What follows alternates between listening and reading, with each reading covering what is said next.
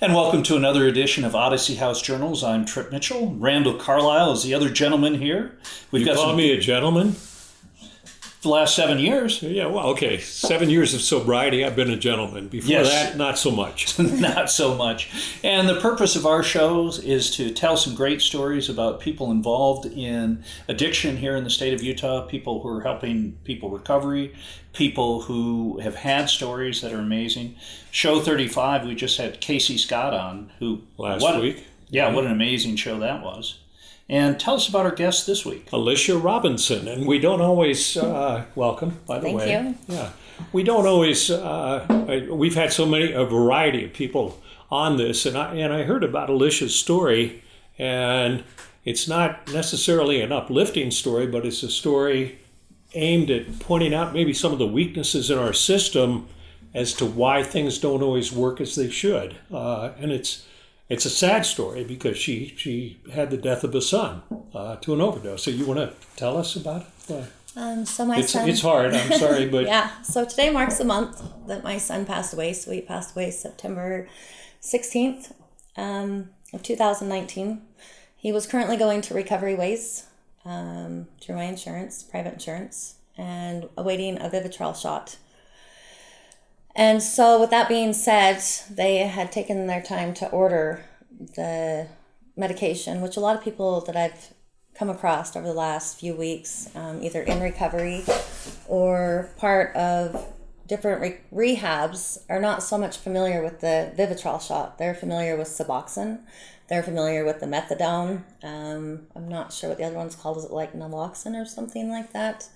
But as for the Vivitrol shot, that gives somebody the freedom to be able to have that opiate blocker so that they don't relapse. So it gives them 30 days of stability. Let me interrupt your story just for a minute, and we'll explain to people what Vivitrol is, because we encourage that for all of our clients at Odyssey House, and it blocks the receptors in your brain.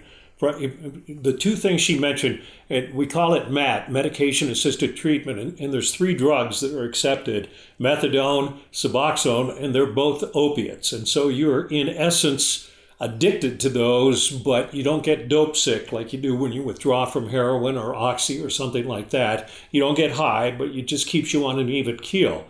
Vivitrol, on the other hand, is a non-opioid drug that blocks the receptors in your brain from opioids coming in, and it also works for alcoholics. Mm-hmm. So you could shoot up heroin, or you could drink some shots or something, and you wouldn't get high. And the other thing it supposedly does is reduce triggers to want to relapse or use again or drink again. So it's the magic bullet? Well, it's not a magic bullet, but it works so well, and like we encourage it at Odyssey, if you're already off of everything. So I mean, detoxing from opioids it's hell. I mean, you feel like you're dying. But if you've already done it, then why go back on an opioid supporting drug like Suboxone or methadone when you could use Vivitrol? And you're not hooked on anything, and it's a shot that lasts for 28 days or something like that. So. Okay, I just wanted to explain for people. So we got a little bit inside baseball there. Yeah, that's awesome. So he's in Recovery Ways, and is he clean at the time? Yes, we went through their detox. He entered in. By the way, how old was your son? 23 years old. Okay. I'm sorry, guys. So he was 23. Went into Recovery Ways. This was his 3rd attempt. I'd given them the information about how to order the Vivitrol. August 28th, they notified me stating that they had ordered it. However, it wasn't ordered until September 5th. My son was released September 6th. Brett didn't want to return back to heroin when he relapsed. And so those pills that are being sold on the streets, which they are either Xanax, Roxy's, they look like pharmaceutical drugs. Brett decided to go... He relapsed on September 11th, and he was sold fentanyl, and he was supposed to come home Monday morning to start a job, and he didn't make it. And so I just want to educate people that these pills that are on the street, including, heroin and different things, they're laced with fentanyl. And it's like when you go for a long period of time of being sober, people think that they can go back and use what they used to use or different things like that, and they don't make it. I mean, I'm part of TAM's Grieving Moms. It's a great group. And What's it called? TAM's. What's that stand for? Do you know? I would have to look. Okay, but it's for grieving moms? It's for grieving moms or parents that are struggling with their children that are going through addiction. And so like last night we met at Jim's restaurant. They meet once a month. And it was a great support group. Being able to share your story and have experience with somebody that either understands or has been there. And so I highly recommend that as well.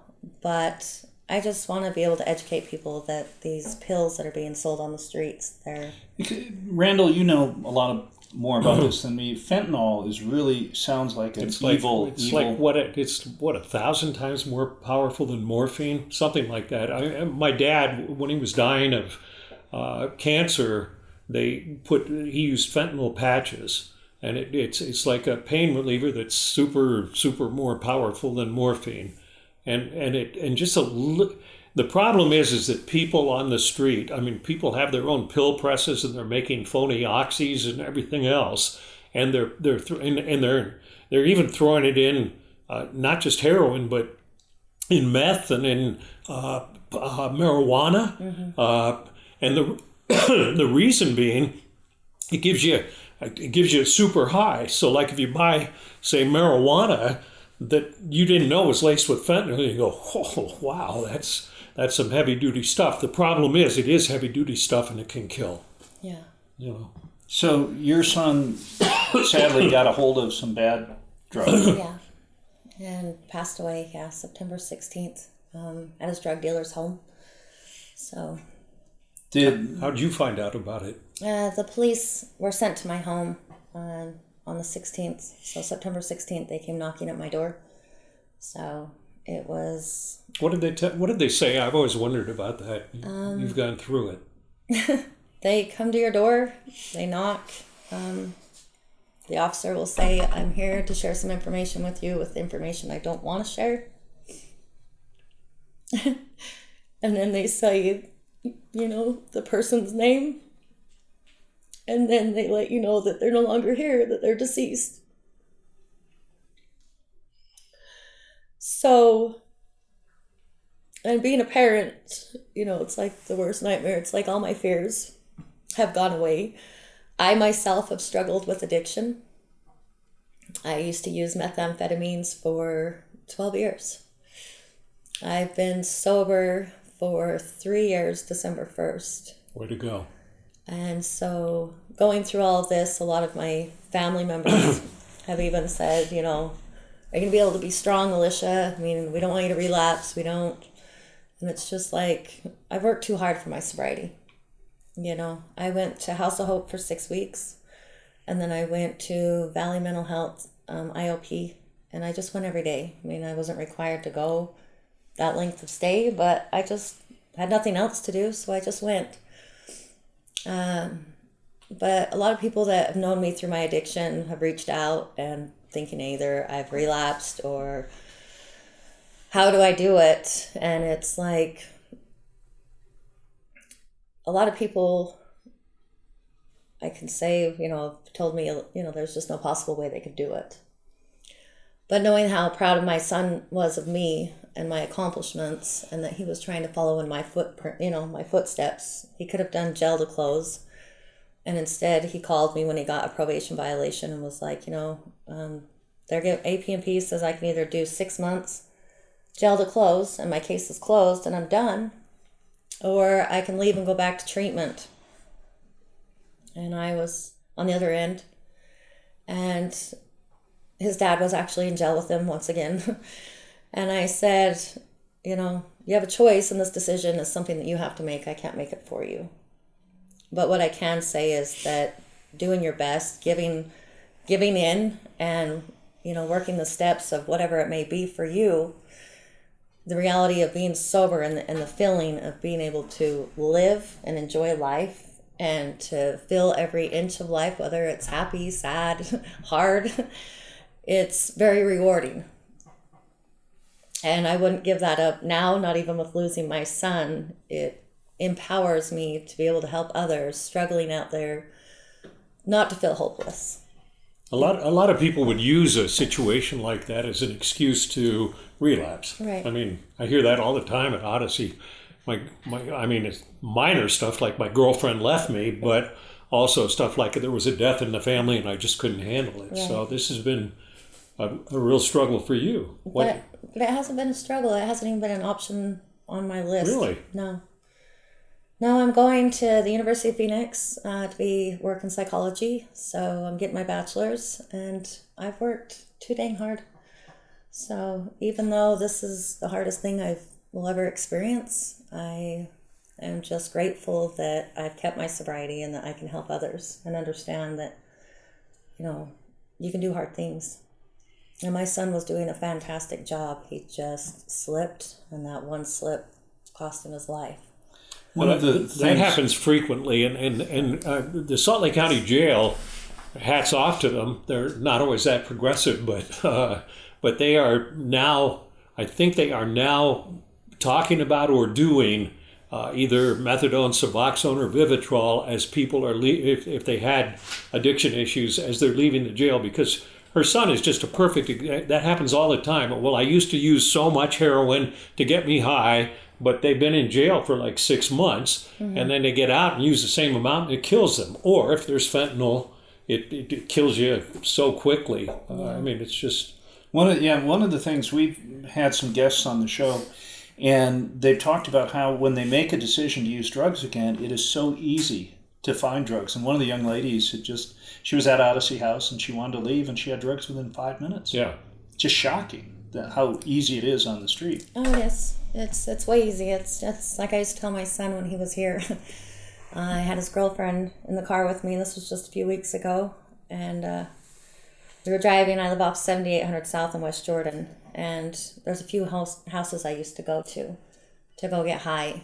And like I told my son and his girlfriend, I said, "You couldn't give me $1 million, a Ferrari, a mansion, and have somebody say, 'Hey, Alisha, go back to the same lifestyle you used to have,' because I don't like feeling the way that I used to feel.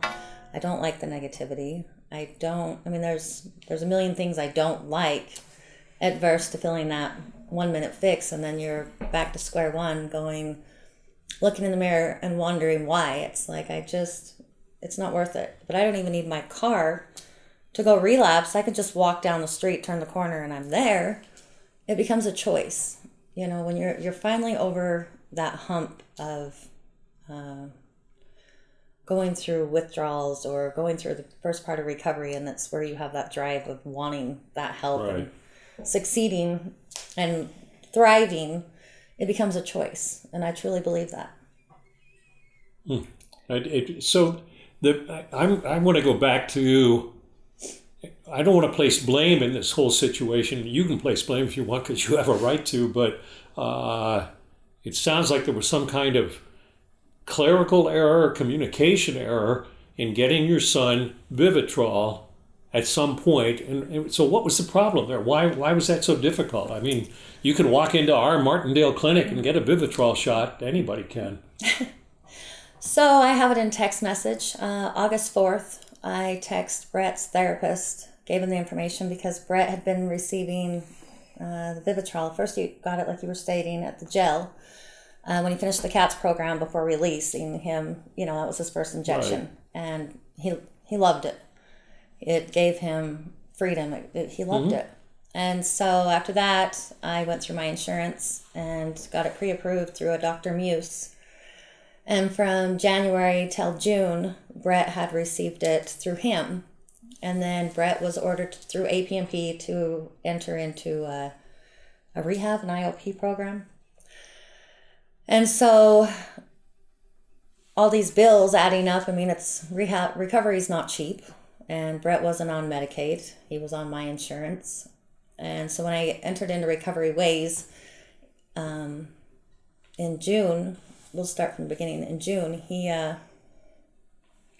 they said it's going to take a while for us to get it. And I was like, I don't understand. How expensive is the drug, by the way? Do you know? $1,300 a shot. Yeah.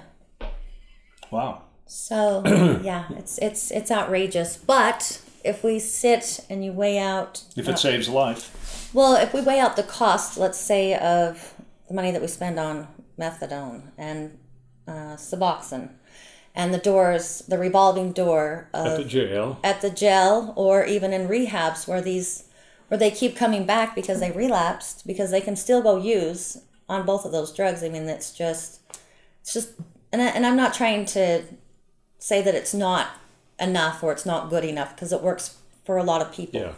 And I don't want to say that it's not enough, but if we would spend the funding to be able to offer the Vivitrol shot to a lot of other people that don't have the ability to get it, and gave them that stability, I think that the revolving door and the money being spent at recovery places would be much smaller. So, Again, I'm not trying to hold Odyssey House up to any other treatment center, but if you're in residential care or any care at Odyssey House, the shots don't cost you anything at our clinic. right. And we do that through some kind of, either through Medicaid or through some county grant funding to get the shots paid And for, you because had that's mentioned, Randall, expensive. that you can, if you're on the street, you can go to an Odyssey House outpatient. You can get, not outpatient, but you can go to our admissions office, and because of expanded Medicaid now, you can basically check it. And the difference is, she's talking about a for-profit place and a non-profit. Ours is non-profit, and Recovery Ways is a for-profit, Right. and so they require insurance of some kind, Yeah. whereas we don't require that, although we're in network with major insurance carriers. And if you don't have insurance, we can either get Medicaid or county funding. But the level of probably luxury at the two facilities is entirely different. Recovery Ways has a beautiful structure that you live in, and you've been through our places, and Yeah. it's very utilitarian. I would say that if you were to equate your place with a hotel chain, It'd be Motel 6. about 3.5, but Yeah. But on the other hand, it does an amazing job. And Odyssey House right now, 800 people being day. cared. Yeah. Yeah, I mean, just But- an amazing program. And so there are different ways of getting. She was going through a private program, and that's why I'm so astounded by this paperwork and cost factor and everything else. Me too. I hold them accountable for my son. I do. Which one, Recovery Ways or Recovery the doc? Ways. Or? The Recovery Ways, their medical team. Because August 28th, I have it in text message over there in my phone stating that they ordered it. And my insurance then notified me that they hadn't ordered it. And all it took, I even had CVS Specialty Pharmacy reach out to Recovery Ways, because it takes 48 hours for it to be shipped. It was already pre-authorized. Last week, the Vivitrol manufacturer called and said, "Hey, Alisha, we're just, is Brett available?" And I said, "My son's, passed." And I explained to him, she says, "Alisha, like you said, they can have it on board. There's no reason to have that gap." Right.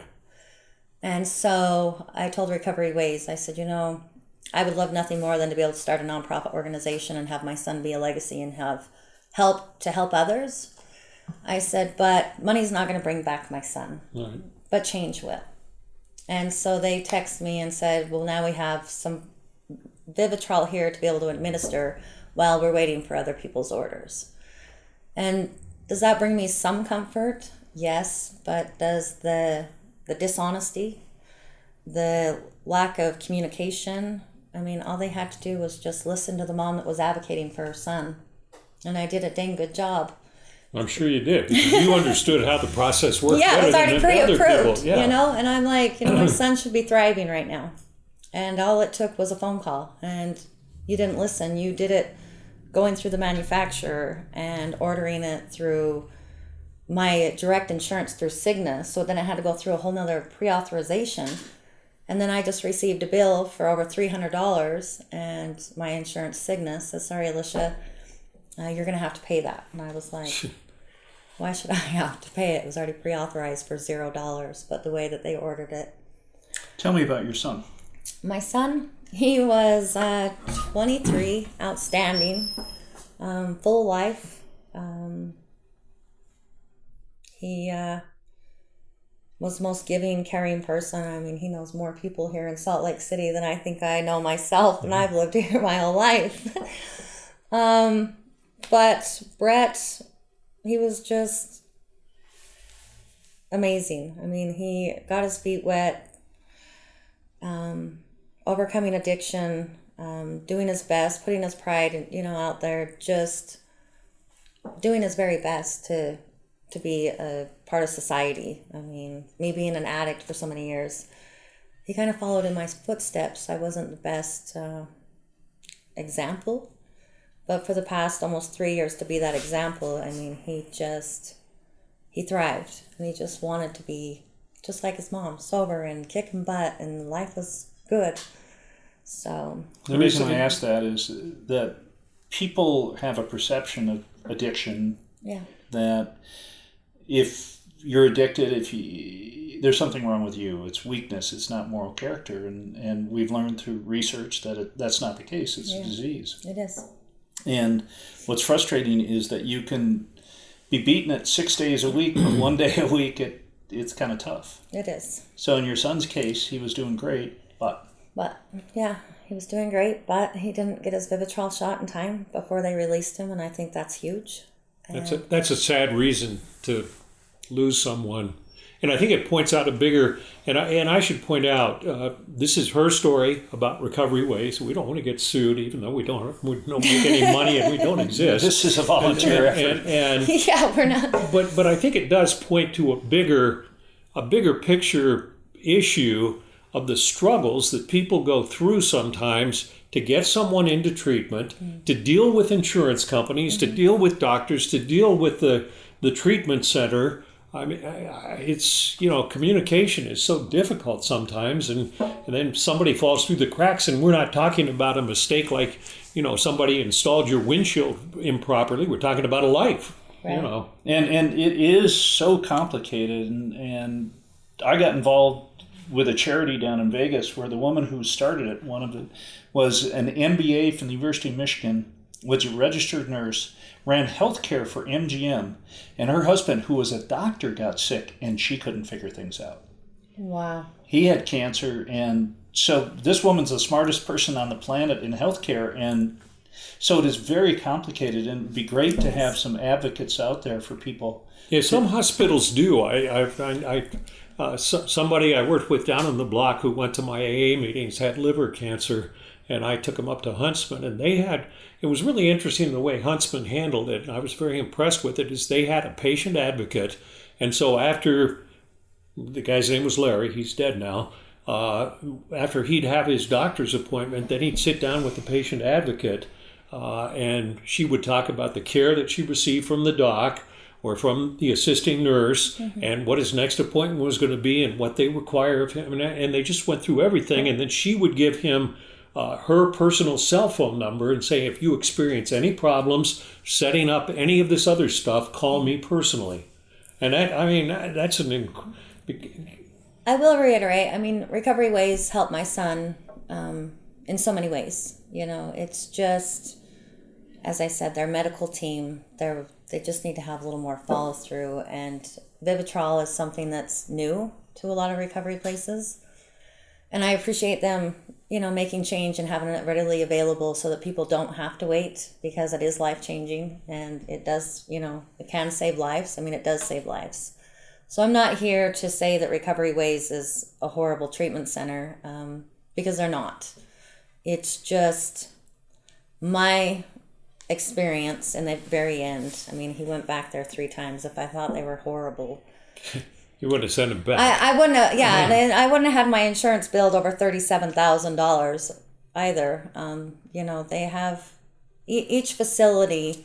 There's no perfection. We're humans. Sure, and everyone is different. The thing that bothers me about it is Vivitrol, in my opinion, because because I'm a recovering alcoholic and I know I can't drink, the concept of like an opiate addict in taking a drink of methadone or a strip of Suboxone every day to keep their life steady. I understand the concept, right. but if you have your choice of the two of like methadone or Suboxone or Vivitrol. If you're already clean, then Vivitrol should be so easily available for everybody, because you're not hooked again. You're not. It's just like, I mean, it is. You said the perfect drug.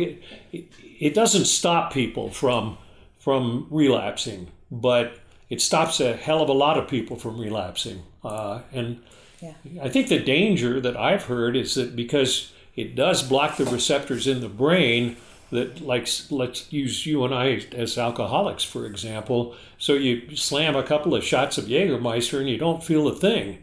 And you say, well, then I'll slam a couple of more shots and you're still not feeling anything. So I guess it's possible to overdose either on booze or on an opiate drug.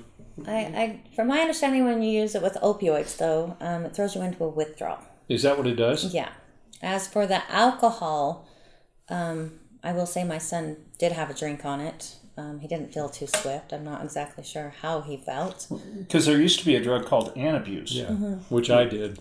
Yeah, which if you have alcohol with Antabuse, you're supposed to get violently sick. Yeah. Which is a pretty good incentive. Yeah, that's the story I heard, and that's why I didn't drink when I was and that's why Brett didn't use, and he just went about life. I mean, he was just so free. I mean, but to have an anti-opioid drug alternative for somebody who's an addict or an alcoholic, it should be available to anybody. Yeah. Whether you can pay or not. Yeah, it sounds like that. Well, thank you so much for coming. I know this has really been tough. I appreciate it. What message do you want to? Because I mean, when we talked, I said she's done. You did one news story. I did. And you can't get in a minute 20 or a minute 30. You can't get the message out, and that's why I invited her to be on the podcast. What message would you like to give to other, say, moms or dads who have kids who are struggling with addiction? Follow through, never give up, but just reach out. I mean, there's lots of help, and those of you who are still struggling, make sure that you remind yourself that you're worth it, because there isn't anything in life that isn't worth keeping it going. So that's all I want to share, and just know that those pills on the street are not safe, and the drugs on the street are not safe. So it's Russian roulette out there right now, and my son, had he known and understood that, he would still be here today. You put that well, and congratulations on you staying sober. That is amazing. All this. When I'm in an AA meeting, someone talks about losing a child, and the fact that they've chosen to stay sober is amazing to me. Yeah. Thank you so much for coming in. You. We've got a number up on the screen, 801-322-3222, and that's the number of Odyssey House. And if you've got a question, you've got concerns, call that number. We're not recommending Odyssey House over any other program. We're saying that they have some wonderful people who will take your call. And sometimes just making that call, it's amazing. You've got something that's just weighing you down, and to know there's someone out there who cares is amazing. And this is tough. Go through. If you don't want to call that number, I'm sure you did this too. Go through websites, look up addiction treatment centers, but you've got to really look at each one and see, are they a for-profit? Are they a not-for-profit? What kind of services do they provide? How long is their program? Those guys, you have to do research. Agreed. But either call that number or go online and do something. Yeah. Yes, absolutely. There are some amazing people out there that want to help. So thank you so much. This has been Randall. 36 shows in the books. Wow. And every guest has been a winner. I've been in this business for a long time. We have 100%. Well, and you do 99.2%. As the reputation grows, I mean, it's weird the way people. I knew Casey before from TV, but the way I was hooked up with Alisha was one of the people in treatment at our center. Yeah, and I just met Bob through a friend through you, Sarah. Right. So I mean, it's like a little community. But he called me up and he said, I know this woman whose son passed away who has a real message to get out there. And I said, well, fine, get her name and number. gave me the wrong name. He called me Laura. Laura. Well, I called and I said, the first time I hooked up with her, I said, can I speak to Laura? And she said, there's no Laura here. And I go, okay, sorry. And hung up. And then I called Bob back and I said, you gave me the wrong number. And he called me back a little later. He said, no, I gave you the wrong name, not the right number. Well, good. I'm so glad you didn't answer the phone with the wrong name. It's terrible. But anyway, thanks so much for watching. And just real quick, this show is about addiction. If you've got some great ideas, we'll put a website up or a phone number at the bottom of the screen to call as well if you've got good story ideas. We'd love to have you on. We really appreciate it. Lee, thanks so much for doing everything. Bill Francis with Comcast. Subscribe when you watch. Subscribe, yes. Subscribe and you'll get it every week. So. That's perfect. We'll see you next time. Thanks for watching, everyone. Goodbye.